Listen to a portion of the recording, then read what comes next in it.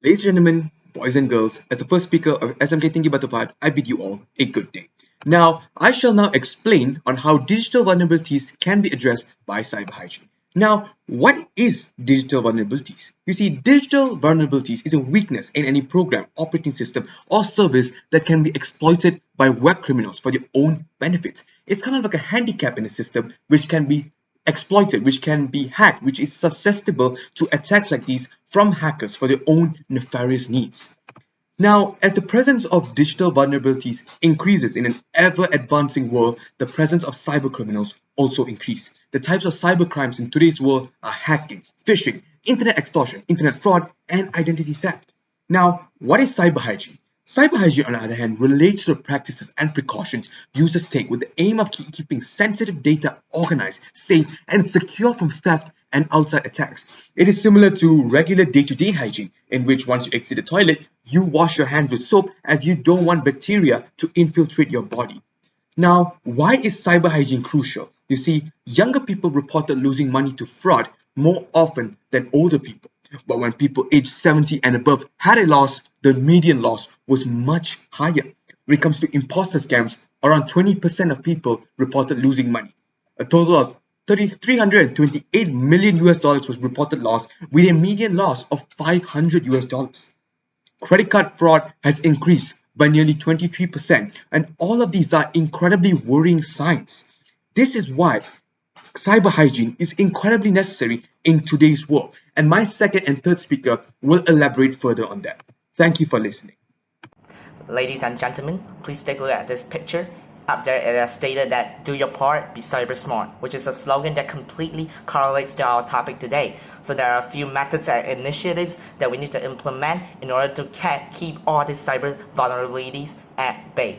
So here are a list of methods included in the cyber hygiene policy. I'll start off with the most common safety measure that every single individual should take, which is password change. Everyone should set up a complex password combination regardless of whether it's in the form of number or patterns.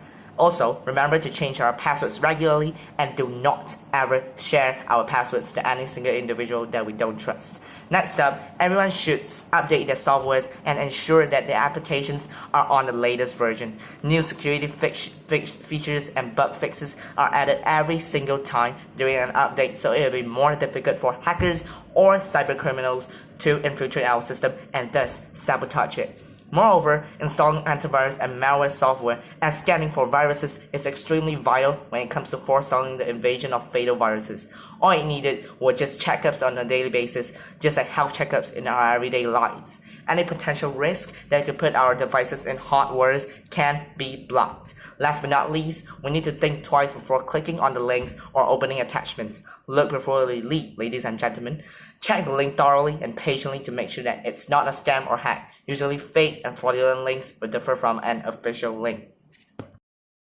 How are we able to implement all these initiatives in advance but not in response? Well, there are myriad ways to achieve this goal. Education. Learn how to avoid getting hooked by phishing scams and how to prevent common malware attacks. As a rule, for example, users should avoid clicking on links and attachments they receive via email. Stay up to date on emerging phishing and malware tactics. Secondly, self-discipline. Treat our devices like our own self, maintaining health by adapting those aforementioned safety measures. Additionally, the most obvious reason that cyber hygiene is important is that it keeps your computers, networks, and data safe from all sorts of threats, including malware, ransomware, and other attacks. Most network breaches are a direct result of bad actors exploiting security gaps overlooked by an organization's current cyber hygiene practices, or lack thereof.